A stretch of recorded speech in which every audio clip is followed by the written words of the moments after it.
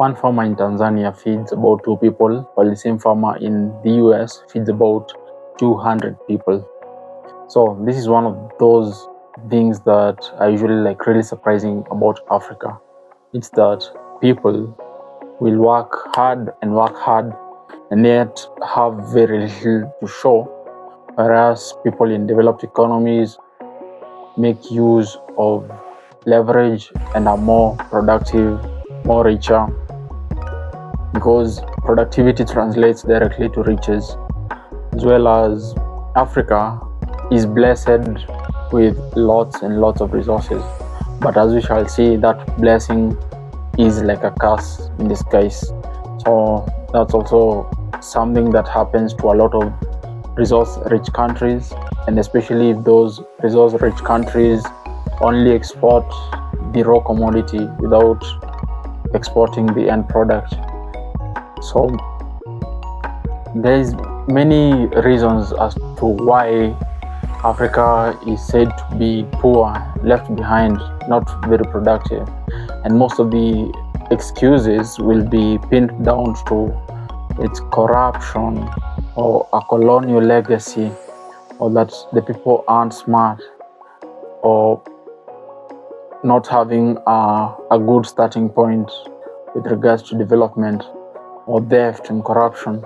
So there are all these excuses, yet all of them sort of seem to be unreasonable to some extent, because it doesn't explain why almost all sub-Saharan Africa remains to be behind in terms of development. So in this video, I want us to explore that and see whether we come up with a better picture of really understanding what Africa is about, what makes it not very productive, as well as what other nations in the past, what has history taught us with respect to countries that were poor and then became productive countries and developed countries. So we're going to look at that, as well as we're going to look at the warning signs, because some of the countries that have developed have also, I'd say it's a disease for developed countries. They develop some characteristics that we might want to learn from so that we don't fall into the same trap. Okay, so let's get started. I'll go directly to the problem. The problem is not corruption. The problem is not bad leadership. The problem is not colonialism. The problem is one single problem. That's productivity. Like I said, find that a farmer in Africa will produce less than the same farmer in the US. And what's the reason for that? In order to be really productive, right, you need 3 things. You need land, labor, capital. That's basically business 101, land, labor, and capital. Land, for example, where your crops will grow. Labor, which will provide the skills needed to make a plant grow, propagating the seeds, watering, etc, etc. And capital in brief, that's machines that help people do work.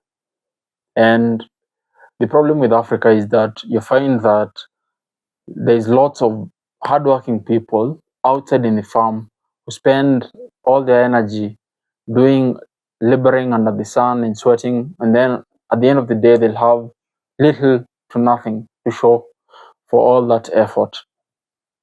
So I think that essentially captures the problem we have in Africa. And it doesn't just stay in the farms, it is in our local factories, as well as in our dairy farms. Find it in our schools, where teachers don't have a lot of computers or electricity or things that basically make work easier. We've not developed an economy around tool making. So find that even the little tools that we have, we often import from external economies, don't have motors and computers and all those things. Those are things that we import from other other countries. And in as much as other countries have also developed by by by importing, I think most of them ultimately develop by, yes, importing, but also learning from what the exporting countries have done, and building the same industries that produce tools that make work easier. So, how is it that a nation like South Korea, which was once very impoverished, a nation like China, a nation like Japan, though Japan has been relatively rich. Okay, let's look at South Korea, right? About 60 years ago, it was a poor country, a god-forsaken peninsula that had been ravaged by war and disaster. So what they did was start with the simple industries, industries like, I think they're called cottage industries, right? Or industries that produce like cheap goods like clothes and shoes, and metal smelting, the simple industries that you can create products and then export those products. One thing that amazes me is that in Africa still, a lot of people are usually clothed by the West. That is, oftentimes you'll find that people don't buy clothes made in Kenya, i.e., we don't have the ability to clothe ourselves, which is like a basic thing. So I think the only reason why we we don't import houses, it's because they are like too heavy and they have to like be built here. Because for the rest of the stuff, we import a lot of food, we import a lot of clothing, we import a lot of machines. So that's a really big issue.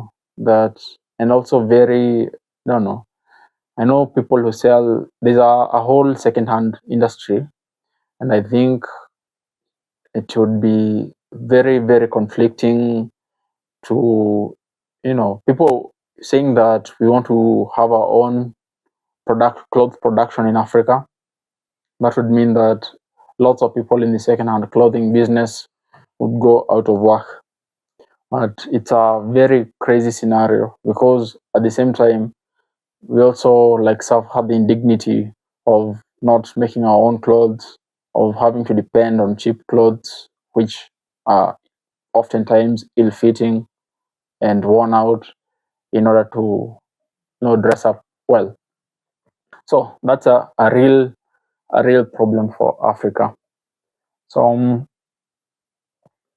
I think in order to escape the trap of, and to maybe to better understand the trap, here's the trap that low income countries suffer from. Okay, in order to buy tools and machines, in order for that farmer to buy a machine, they need to have capital in terms of money in order to afford the machine. But then, in order to have capital, you must first of all be productive in order to like sell enough, in order to get enough money. So there's that situation, chicken and egg situation, whereby low productivity means you sell less stuff, and selling less stuff means low income, and low income means that you don't get capital for buying machines, which leads to low productivity. So it's like this bad, devious, and vicious cycle. I think the way to escape that is by like really just hard focus by governments and really focusing on, the even if we started from like the basic industries like cloth making and exporting food and still working, because we still like depend on screws and screwdrivers imported. I mean, basically they're just metals. So even before we like go to making motors and semiconductors and computers and phones and laptops and such and GPUs and such, I think there is a layer that needs to like be well resolved. That is like metalworks, clothing, building materials like cement, and simple machinery and electrical appliances. So I think that people could China also like had the same approach. You start from making very cheap clothing, and then from that cheap clothing you export and you get money for capital.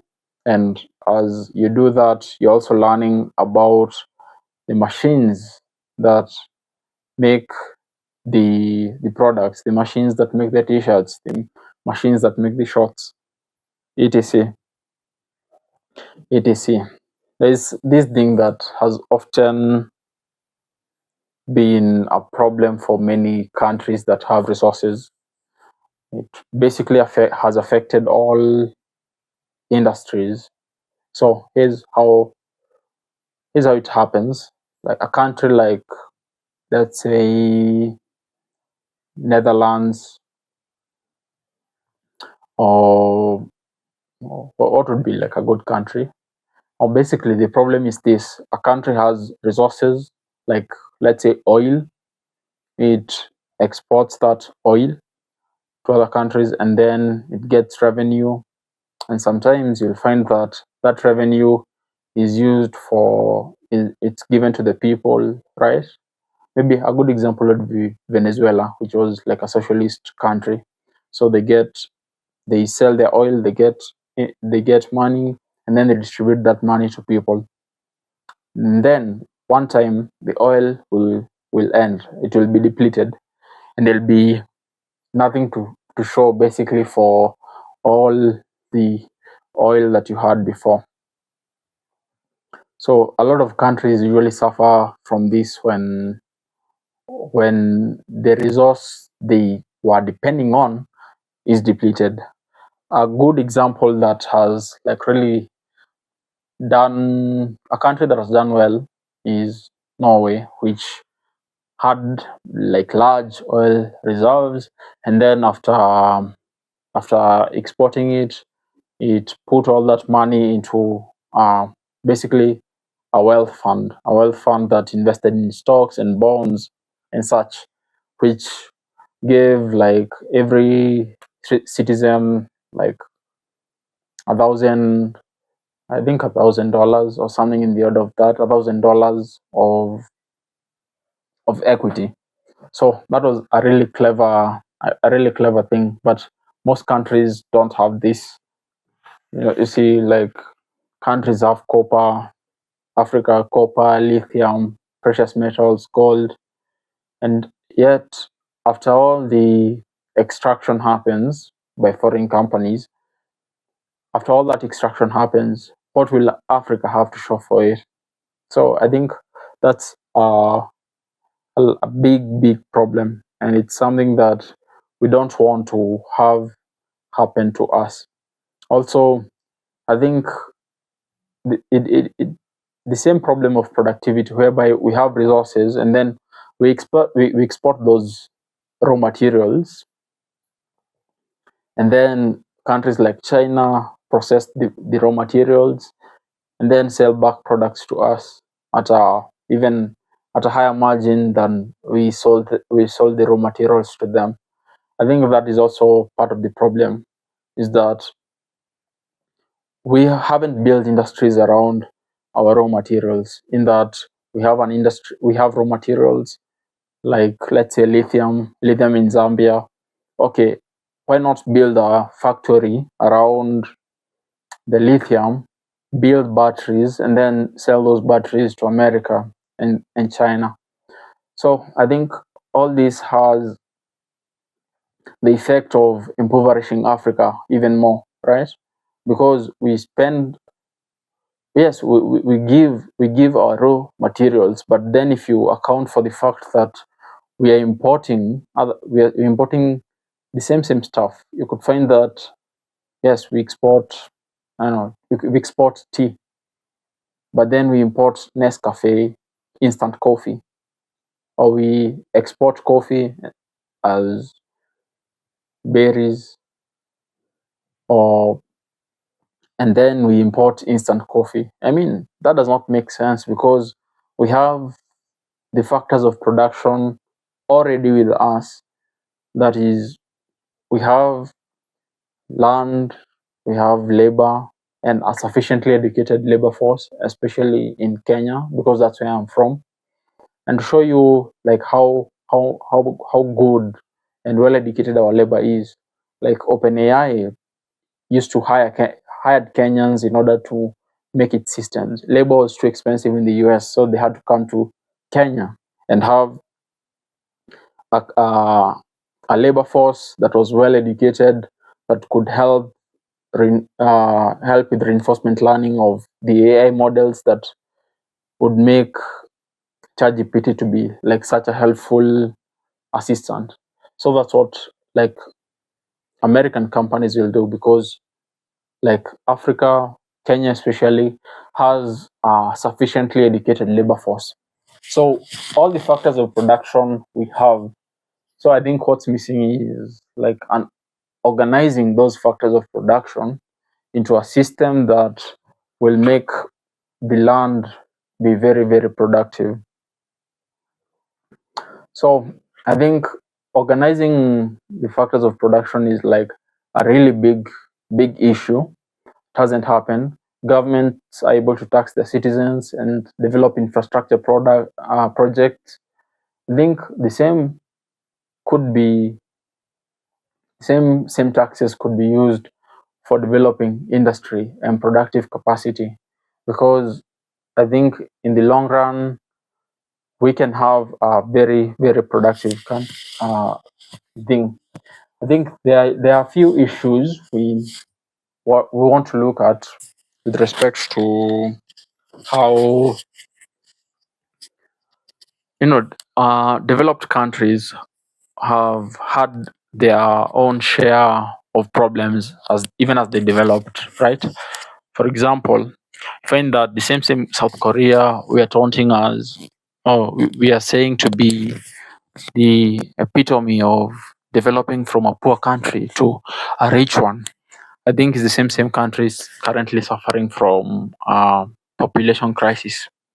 That is, its population is slowly imploding, and it might disappear before the century is over. So I think experts have gone into the reasons for why that's happening, but I think a major reason is that increased productivity, increased work, wanting, and the same thing is happening in almost all developed countries. In America, which is being sustained by immigration, and in Europe, which also countries are also witnessing population decline. I think it's maybe time to decide, okay, is is population increase a good thing? Is population decline a good thing? And then, learn from the problems being experienced in the West and in other developed countries, and then learn from them. There's also another problem that often comes with development and growth, and that would be the problem of capitalism enhancing wealth inequality. That is, while capitalism is a really good system that encourages productivity, it often like leads to wealth being concentrated in the hands of few people. only those with land and capital. And with now with now where we have automation and AI, it means basically labor will now be concentrated in the hands of a few. While before human beings had the bargaining chip of, okay, I can do some work, I'm a farmhand and I can go work in the farm and produce something. Now imagine a whole farm is automated. That means that other human beings no longer have that bargaining chip, meaning that labor is now being removed from human beings and put into machines, which are now capital.